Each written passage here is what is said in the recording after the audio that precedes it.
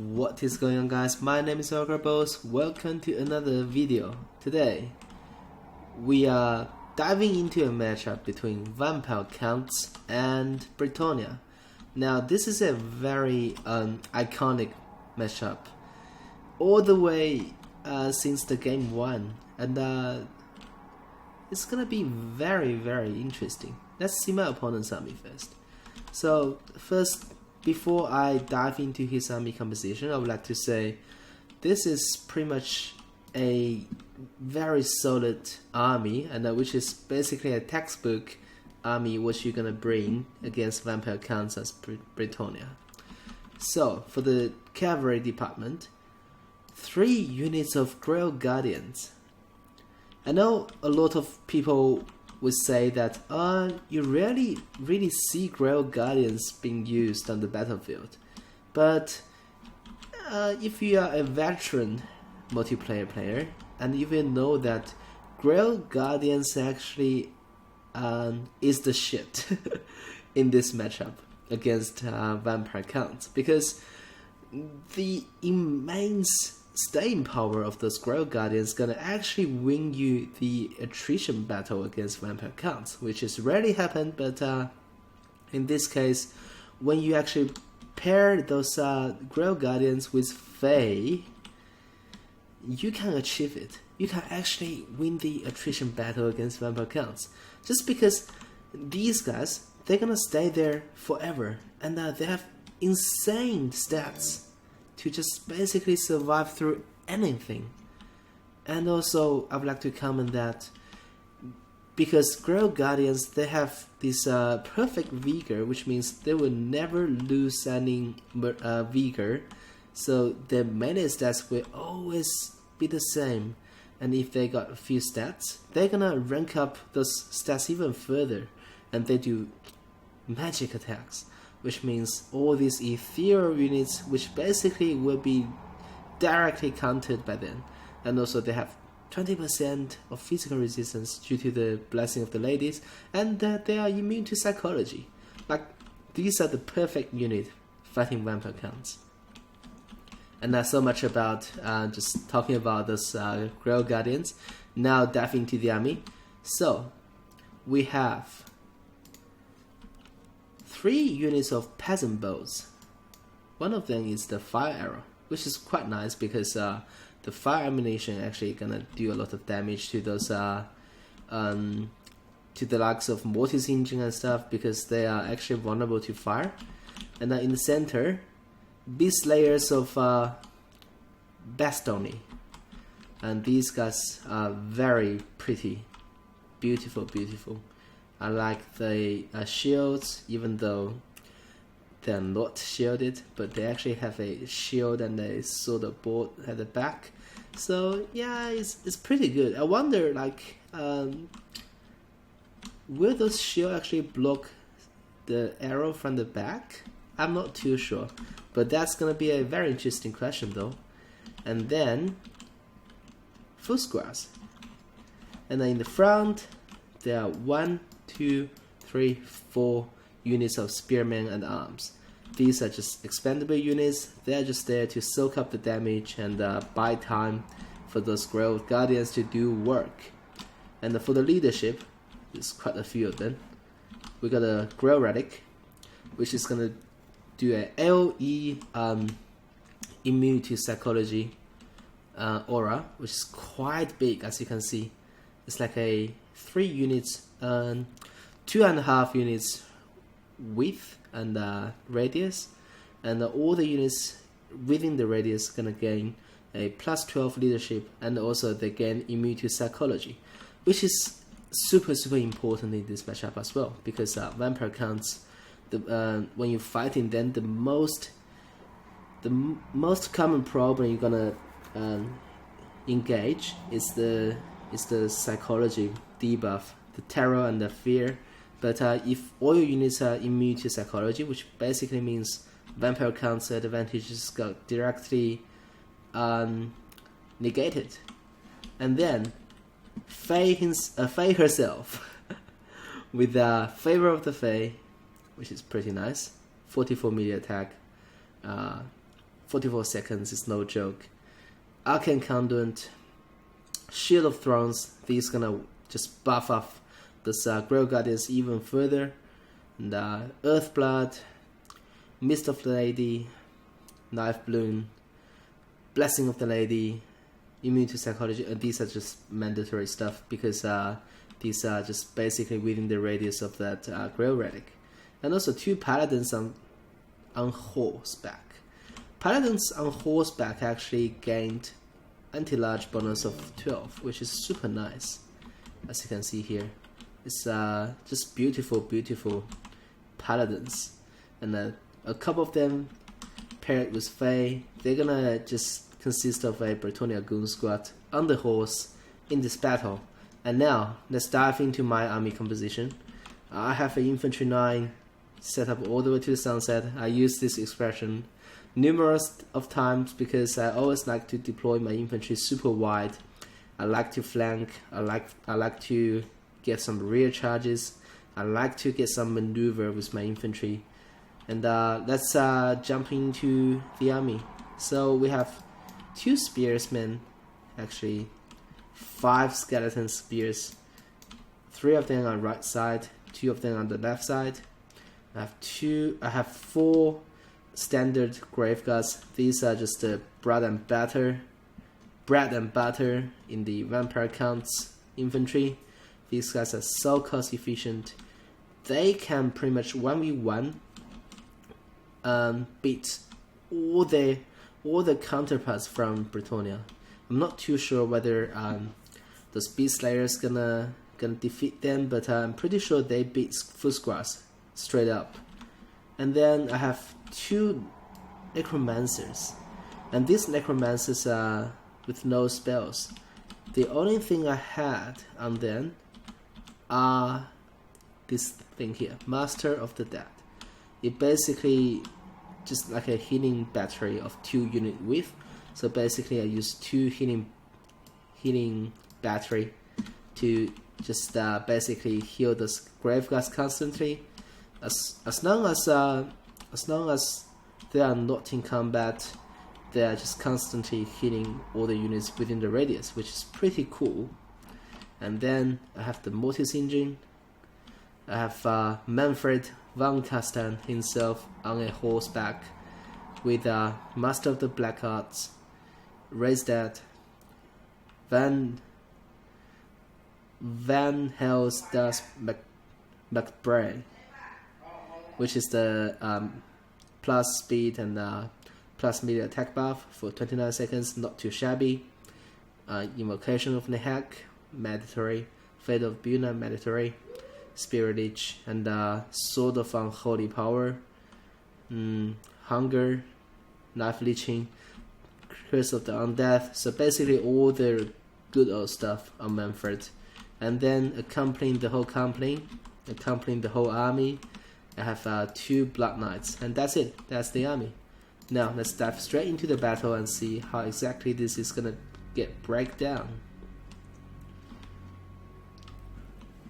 So right now I'm just advancing all my troops while taking cover, utilizing terrain piece here, the forest, to cover my advance of my very important units here, 2 Blood Knights, Mortis Engine, and Manfred, while I'm just advancing with all my infantry.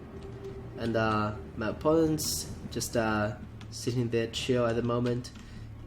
I think he's just taking his time to examine the army I brought, and keep in mind that this Mortis Engine is still hidden.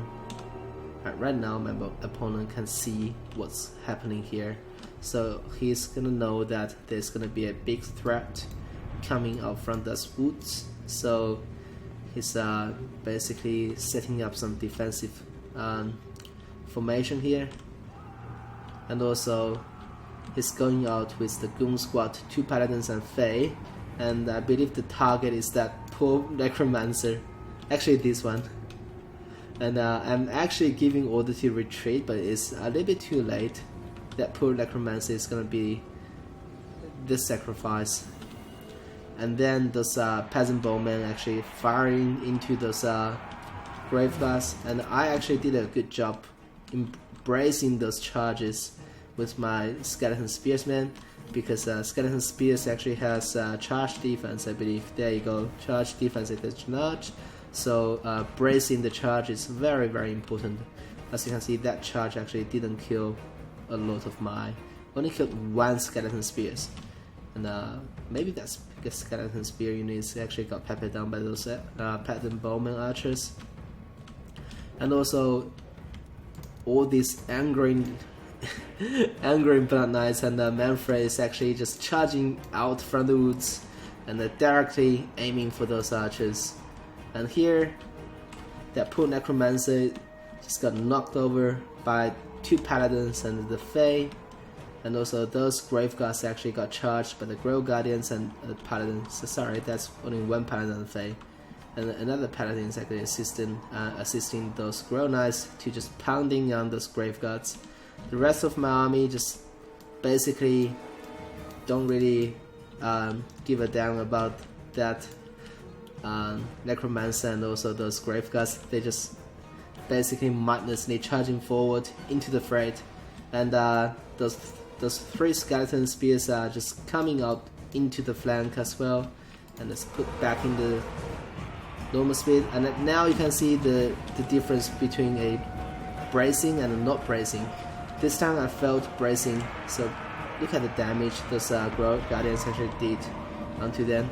And there's a big fat Buna casted onto the Grove Guardians, which is the ideal target for the Buna. And the Blood Knights are actually managed to rout one of the Peasant Bowmen straight away. And those Skeleton Spears really just engage the Beast Slayers of Bretonnia. And Fae Company, the Goon Company, and the Grove Guardians are coming back. And also there's a overcasted Earthblood onto those Grove Guardians, and also the Shield of Thrones as well, to just buffing their armor and buffing their weapon strengths. Mortis Engine is currently fighting Beast Slayers. I don't think it's a good fight, but right now there's a big clump battle happened in the center. And one of the Grove Guardians actually about to rout off due to the Blood Knights and also Manfred and also the Buna. And right now we have a little duel going on here. Faye is actually going toe to toe onto that Manfred Van Kasten, and they are just gonna dueling it out. And now Faye's debuff actually got activated because she's in melee, just degen aura all over the place. And Mortis Engine is currently got peppered down a little bit by those peasant bows, and now they are routing. And Paladins are going after the Mortis Engine. With the support of Beast Slayers, that Mortis is actually in a world of trouble right now. Now those Blood Knights actually got put back from the center pocket and then into the fray here, trying to save the Mortis Engine. And also the invocation of the hack actually got casted on the Mortis Engine as well. So just basically keep it alive. And the Skeleton Spears and the Graveguards just coming from all directions, completely surround the Beast Slayers of Bretonnia.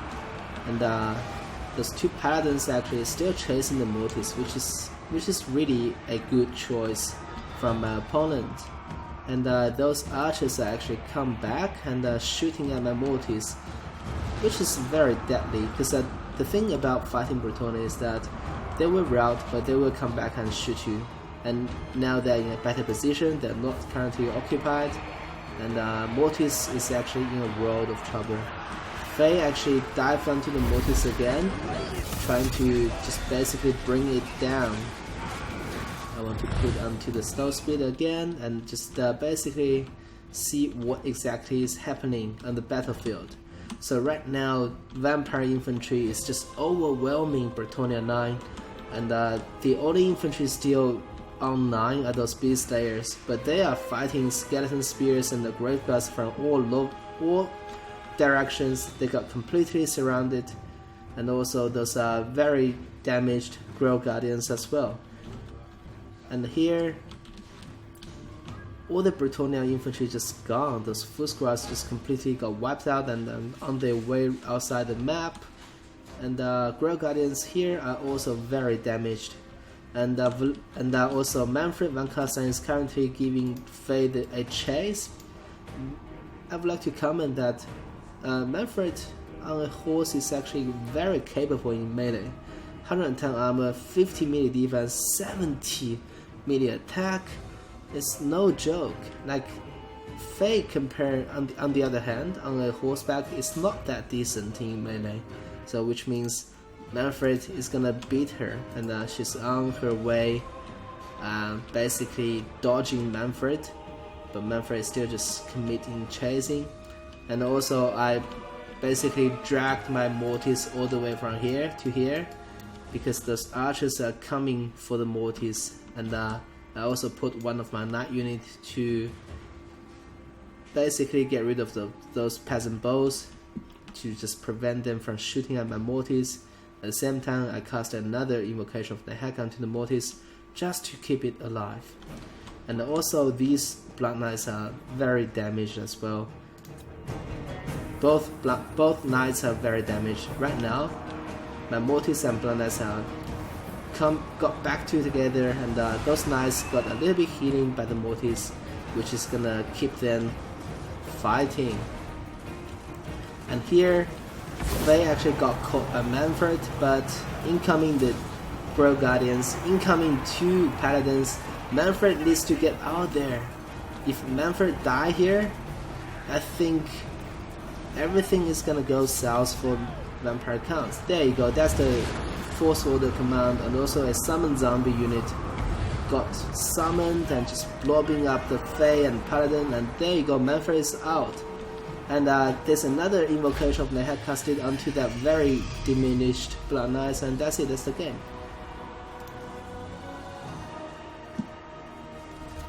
Alrighty, so Grail Guardians, as I mentioned, did a fantastic job. I think the only downside to this army is that the infantry is actually not holding up, because in the end, all my infantry are still pretty much online. Like none of them actually got completely wiped out, and all of them are still just swarming those Grail Guardians and those Beast Slayers. And those Beast Slayers really performed. All the rest of the infantry just got completely wiped out, but they stood there and they're still fighting.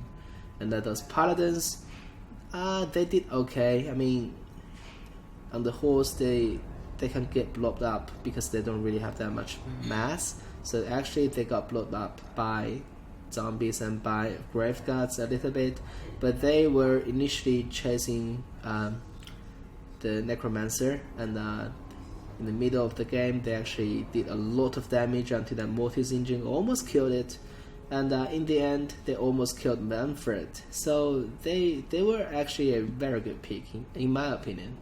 Grail Relic, very good pick, and the only downside is that I think maybe just cut one Grail Guardians because they are very expensive, and get a few more squires maybe, or maybe just more infantry in general.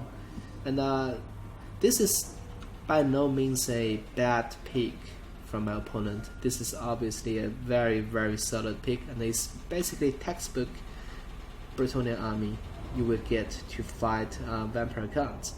And that's all I need to say. I think on Vampire Count side, Blood Knight is always going to perform. Mortis engine, well, it was a struggle to keep it alive, but I was just glad that I was lucky enough to keep it alive all the way till the end. And my infantry just did the heavy lifting this game. They actually were the MVP, and they actually managed to just swarm those Bretonnia 9 and got the victory. And as always, if you guys enjoy my contents, subscribe to my channel, hit the bell so you never miss another video, and also join the Discord. I will link everything in the description box below. For now, Orca Boss signing off.